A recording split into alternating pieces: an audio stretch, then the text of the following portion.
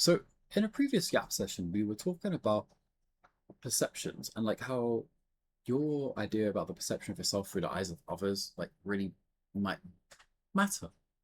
It just doesn't. Like it doesn't. But in today's video, like one of the key things I really want to address, right, is it's something that we're going to build to in another video, which is about like killing versions of yourself or killing version of yourself. Oh my god, he said the word kill and demonetize, whatever. But there's a really key concept that I've been trying to like come to terms with, express, understand, but like in my own world, not outside and talk about it and sell you a course for $9.99 because that's what everyone else is flipping doing these days. I could care less. I really couldn't. I'm just here to talk. But one of the strangest parts recently, like about being a 25-year-old human, man, boy, girl, lady, whatever you want to call yourself as well, like whoever you are watching this. But so many of us are spending our entire lives just trying to be understood by other people. Yet we don't even understand ourselves. We don't even accept ourselves. We don't even want to accept who we are and the journey we're going on to. I guess you could say ultimately like towards death, but like there's a really cool thing in between it called life. And so many of us seek approval, acceptance, recognition, reward, things to kind of validate us externally with materialistic kind of pursuits, endeavors, success, a house, money, a car, clothes, chain apparently, or a watch. But the person who approval like we crave the most but never ever get it is from ourselves. It's often the one person we just refuse to give it to. And you're talking to someone who's like biggest self-critic is himself. For years, I mean my whole life I'm gonna say, but in the most recent like 8 months of this year, this time I'm recording, I've actually started to slow down, unwind, love myself, appreciate the work and effort and the journey that I've gone through so far, especially with my partner, but more so to the fact around I've I've got to a point in my life where I'm on. If you think about like investing, like compound interest, like when you're like do and you just slowly build up and you're on that ascendancy, you're on that curve, you're on that like compound interest curve. I feel like I'm on the initial incline of the compound interest curve of life. There you go. There's a cool idea. Chris Williamson, go take it. But the fact that I could feel that I'm on there, I'm getting some like little success, but like other things around are like slowly getting there, like this bit here, or that thing there, learning that, or that part of the relationship. Oh, we're getting this. Like so many people think like success is linear, and like if A plus B equals C, then I just need to keep adding A and B together. It's like that's not how life works. If it did, then like so many other people would be doing the same thing as insert successful person here. It's never that easy. There's letters, numbers, there's algebra, right? It's life. But the main thing is like now that I've noticed I'm on that like kind of curve, the compound interest of life and work you put in, I'm nowhere near where I want to be. But the fact that I can acknowledge that I'm there and like I've been working since I was 15 years old, the fact that I can acknowledge and accept and be like, oh, we're there. Okay, in another 25 years, oh my God, but we're not there. And you still have to turn up every day, you still have to work, and it's like that is the process of life. But so many people like myself, like you, who are going through that same journey, they probably perceive it differently and don't even like give themselves a pat on the back at the end of the day because at the end of it, right, you need to be comfortable being who you are. And I don't want to be like some red blue pill type commentator, commentary channel and whatever. I just want to keep it real to the human element, to the autistic element, bro, because I've got way too many processing issues to be like talking about, whatever insert people here are talking about online, especially with like the state of the world and the way things are going, right? Like, there's people who are way more educated in particular things that talk about very specific things than me. But when it comes to life, I feel like some people are more qualified to talk about life, but we all have life. Everyone's different. So why not like talk about it? Why not share? Because ultimately, we all live inside the matrix, right? I'm not gonna then be like, oh my god, red pill, like whatever. Oh my god, there's the lady in the red dress or whatever. Like, shut up.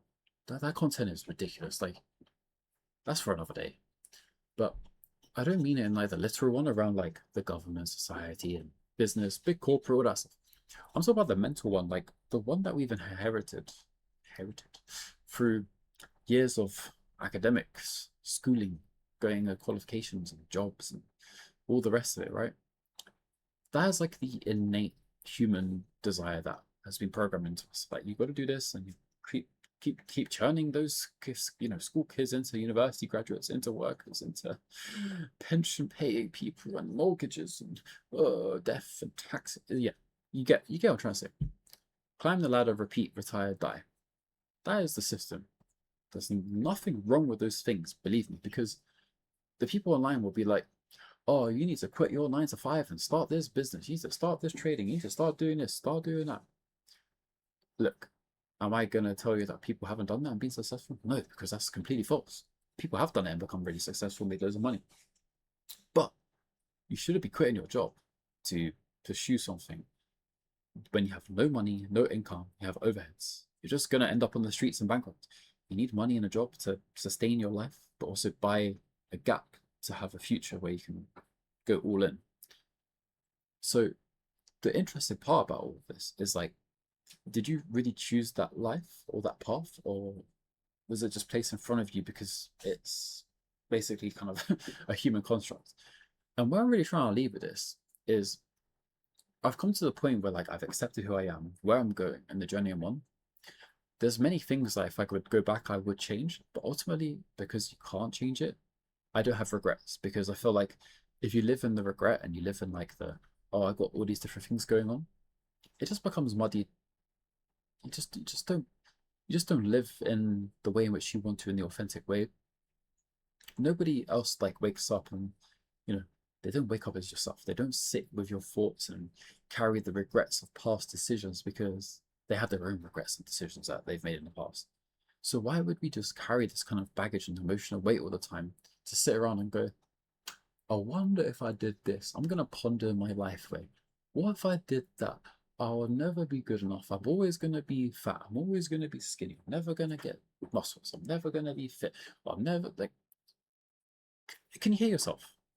Can you hear your brain? I've stopped thinking that way, not because I watched a course on how to do it, or watched some red blue pill content, whatever. Like, you know what I mean? Like, I had to do this through just sheer self belief and reprogramming low key, to the point where like, if I have a bad day, that's cool. I have a bad day. I'll take a bad day on the chin. I've had worse days. So just because I had one bad day and I had all these other good days, do I need to like come back down to that level of like extra bad days just to make that? No. Your relationship with your own life has to matter more than anyone's interpretation of it, the way that other people might view you. Because choosing yourself in the long term doesn't mean like you sacrifice everything and everyone. It doesn't mean like no one else's opinions matter, but you could just understand that you can filter those things out and treat other people's opinions of yourself as information, right? Oh, someone thinks that about me. Okay, that's cool. That's some intel. That's not instructions. That's not advice. That's not a command. That's not a rule set. That's not a path in which you need to now change and make your life better. So often, because of the way we have grown up, you go to nursery, reception, school, secondary school, high school for Americans, college, university, or the rest of it, right? Where because of like what you're doing, there's someone external, teacher, or whatever, that comes and kind of says whatever. But because they're saying that, you think I need to copy whatever they're talking about because I need to be able to, in their eyes, pass a test. But the fact that I'm outside of university and school and all the rest of it sounds stupid to say that out loud. But because we have that relationship and a dichotomy of things, whether it's like that goes into the workplace, we have a manager and line manager and a VP and a head of this, that, all that shit. When you have all of that, you start to model your behaviors based on those people, because you're like, if I just do what Mr. Thingy says over here, then I'll be like Mr. Thingy and I'll be Mr. Thingy number two. It's like, what's like the what's the like English thing? There's like Mr. Whatever, like the things of the characters. It feels like that. Like everyone's just trying to copy each other and climb up the ladder and be crabs in a bucket that they just toss outside, whatever. But where am I going with this? I really don't know, because there's so many areas that I could take this conversation into and the points. But ultimately, what I'm trying to come to acceptance with, and maybe that's what you should be coming to acceptance with, is like the pursuit of life and the things that you found as hobbies and interests, the things that you enjoy to do, matter more than a perceived outcome of doing it, because ultimately we're all gonna die. And when you know that you're gonna die and reaffirm of like, this doesn't matter, nothing else matters, and okay, cool, I tried my hardest, the outcome wasn't what I wanted, but at least I put the effort in. That's cool with me. Get a pat on the back, get a hug, get a high five, get a, you know what I mean? Like,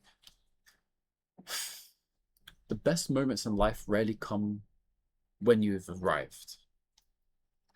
It comes from the everyday, monotonous, hard, boring, easy, insert whatever adjective or verb work here, and you just do it. They come from becoming. You don't just become the man or the lady or gal, whatever. You have to be that person and then become them. But on the journey to becoming them, like I said, that's like the compound interest of your life. Once you're on that and you can understand, like you're on that curve and you're like, I'm going here, I'm plotting on that graph, I want to go there. But I don't just get there. I need to go shung. And when you do that, that is someone who knows where they're going, and you've become someone you respect for yourself. Having that self-confidence, having that self-belief, having the ability to learn, improve, build, trying something difficult, take a step back, try again, looking back and realizing, oh, I'm actually better than I was a week ago, a month ago, a year. Like, you know what I'm trying to say? If you just kind of took your life in that direction, maybe you would, you know, get some better outcomes.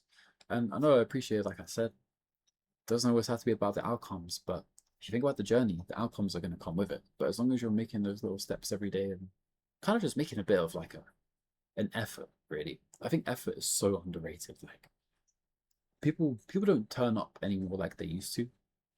People just turn up to take over and move on. But maybe if you put a bit of extra effort, even like treat the Warren Buffett thing of like 1% better every day. Imagine that over the year, 365%. The compound interest curve. That's a cool phrase. I'm not calling that. What's the concept I was saying, guys? You're putting in a comment down below. The compound interest effect of your own life. There you go. I digress.